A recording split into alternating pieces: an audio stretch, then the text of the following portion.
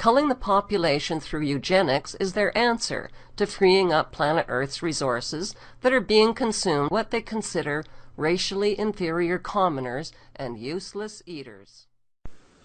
The Queen, the royal family. These are the most disgusting people on the face of this earth. They are in control of the new one world government, the new world order. These vile and disgusting people only marry inside the family. Prince Philip and the Queen are cousins. Kate Middleton and Prince William are cousins. That's how they keep the royal bloodline, the satanic, demonic bloodline throughout the years. This woman is the richest person on this earth, and she can end all poverty if she wanted to. Actually, our country could end poverty. To feed the children of the world would cost pennies compared to the trillions we spend on warfare. The Queen, along with our country's leaders, are responsible for just about every evil thing we ever heard of on the news. Everything. They're responsible for all lies been told to us from birth, our history, everything. The reasons why we went to war, the reasons why we had to drop the first nuclear bomb, which we didn't have to because we already destroyed their army, and we used the bomb to see how it would kill innocent women and children inside their houses.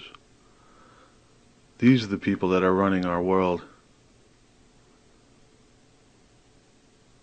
She's so disgustingly rich, her carriage is worth an insane amount of money. Take a guess. It's made of solid gold, her carriage that her horses pull her around on. Take a wild guess, 100 million? Maybe 200 million? How about $1 billion, no? She wouldn't step foot in that, right? That's for poor people. How about $100 billion? Not even close. $100 billion for a carriage, but it's not even close. Not even 200 billion gets near there. You want to find out how much this carriage is worth? Watch the rest of this film. The best things in life are free, but you can give them to the birds and bees. I want money. That's what I want. That's what I want. That's what I want. The Queen is the wealthiest person on Earth. Her gold carriage alone is made of 4 tons of solid gold, worth over $370 billion at today's gold prices. Until 1992, the Queen's income was all tax-free. In 1977, the Bank of England Nominees Limited was established to hide the Queen's investments. Secrecy about her wealth protects her from a public lynching. Government and banking officials inform the Queen about where to invest her wealth. That's called insider trading, and it's illegal. But the Queen gets away with it scot-free. Why? Because she's the Queen, and she's immune to prosecution. The Queen owns more than 300 residences, including castles and palaces, crown jewels, over 27,000 masterpieces, prize racehorses, and a fleet of Bentleys and Rolls-Royces. Her colossal wealth also includes crown land and investments that she inherited from her black nobility ancestors. The Queen's Crown estate includes over 50% of the UK's coastline, as well as Regent Street and Windsor Great Park. Her trillions in wealth are passed down to her descendants, untaxed. Would British tourism collapse if the monarchy was abolished? No, statistically, Buckingham Palace doesn't even make the top 20 list of tourist attractions. When the Queen's parasitical income from British taxpayers was reduced, she pretended to share the suffering of commoners from austerity programs. That drop in taxpayer income was a teeny-tiny drop in the royal bucket. Those of you who've heard of the Bilderbergers might have heard the fact when Prince Philip actually said that he wants to get rid of 85% of the population. He said that if it doesn't happen in his lifetime, he wants to come back as a virus and do the job himself. No. He wants to get rid of these he called useless food eaters. Well, I'm telling you firsthand, they're the bloody useless food eaters. They couldn't put a nail in a piece of wood or fry an egg to save their lives. Yeah! Do you know how much the Queen is worth? 17 trillion pounds. That's $30 trillion. She could end world hunger and poverty tomorrow. Instead, she just sits in her ivory tower and laughs at us. This is coming to an end. $30 trillion? Of the billions of families on planet Earth, how did this one family manage to collect and hoard most of the world's wealth over the centuries?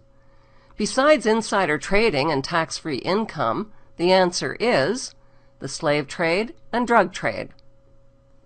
Author Nick Hazelwood traces the slave trade to Queen Elizabeth I, who sent Captain John Hawkins to collect human slaves using any means necessary.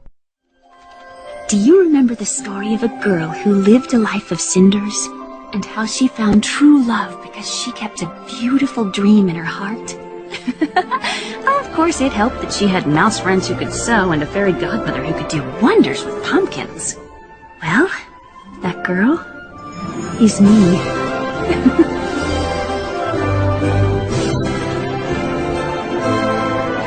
What a perfectly perfect life. It's a fairy tale come true. I'm a princess and a wife, all because I fit a shoe. When I dreamed of love. Oh, what a wonderfully, perfectly perfect year. Before their fairy tale wedding, not everything was perfectly perfect for Kate and William. The couple split up at least half a dozen times over 8 years. Kate was even dubbed Waity Katie by the British tabloids as she waited patiently for her prince to pop the question. When William publicly dumped her in 2007, his aristocratic fraternity pals called her the practice chick.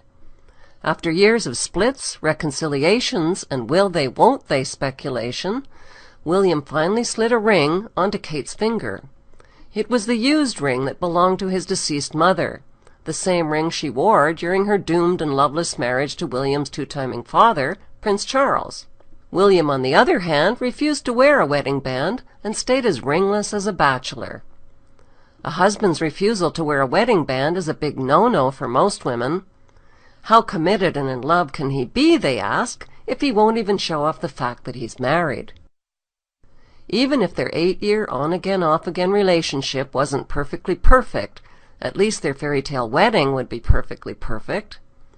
The couple set their wedding date for April 29, 2011. Coincidentally, it was the exact same day as Hitler's wedding day, and it marked the 66th anniversary of Hitler's marriage to Eva Braun. Yes, everything was perfectly perfect until the balcony kiss that royal wedding watchers waited for breathlessly.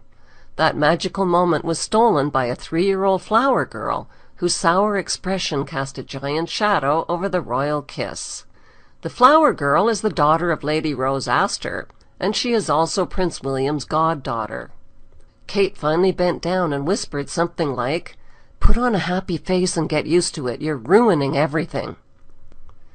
Why is the pouting flower girl important enough to be named Prince William's goddaughter? Because she's an Astor. Fritz Springmeier identifies the Astors as one of the 13 satanic bloodlines who made billions from opium, slave trading, and loan sharking.